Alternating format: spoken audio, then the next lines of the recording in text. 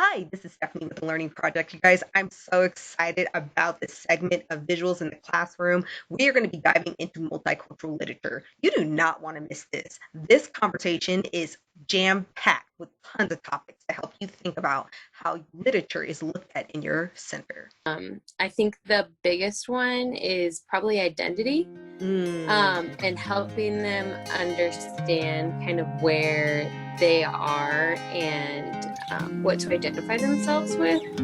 I think a lot of the times, if you are not exposing children to that multicultural literature that is similar to their own, it can almost, I don't want to say whitewash, but whitewash them in a way that makes them kind of lose their sense of culture. Because whether we want to say it or not, like, everyone has culture. Even the whitest of white people have culture. And so if you're not getting literature at an early age that helps you connect to your culture, you'll be cultureless. You'll get to a college classroom and they'll say, "What's your culture?" And you'll be like, "I don't have culture."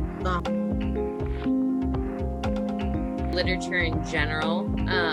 So using those tough topics, which a lot of the times multiculturalism could be a tough topic, whether it be sexuality or ethnicity.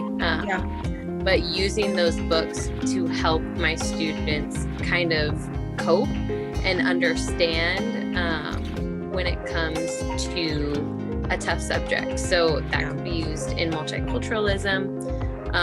That could be used with tough subjects. I think that just starting from literature is a great spot to start at when anything is a tough subject. So one huge thing is making sure that there's actual culture within the book. A lot of the times, I think from a surface level, it's easy to pick up a book that has all about dinosaurs, and it's a hidden multicultural book. Everyone has different spikes in this book. Everyone is different is kind of what the topic is about.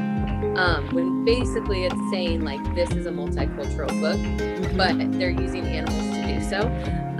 So this is something new that I've never really thought about, but you're introducing multiculturalism in kind of just like a fake way. Basically, you're just saying that we are different, you're right, but you're not actually addressing it. So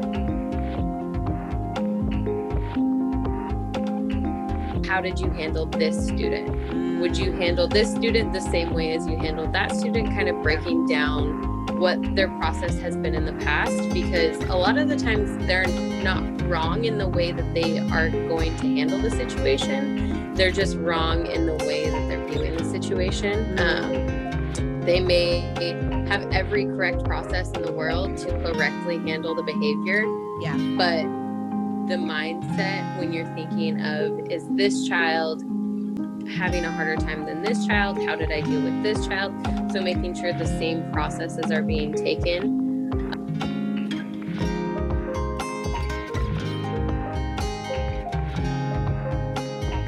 But it's called the Own Voices movement. It basically encourages literature that's written by the so if you're reading a book on Asian American heritage, the book is going to be written by an Asian American. So I think so often that's another thing that I always tell teachers is you need to do some research about who's written the book. If you're reading a book that's talking about just kind of like Black history, you want to make sure obviously it's written from the perspective of a Black person. You're not going to be wanting to read, because likely whether we are controlling our biases or not, some of the biases are going to be in there. Because realistically, the culture of your classroom is created by your children, not what you put into your classroom. So I could put every single American or every single flag, American flag, German flag, anything. Put any type of artwork on the walls, but realistically, if I have no children that relate to it, it's not going to stick. So I think that it's so important to use your students as the culture in the classroom, because a lot of the times teachers will just say, like, oh, I'm just going to be so inclusive, I'm so excited, but the inclusiveness only works if your children are basically what's creating the inclusiveness. So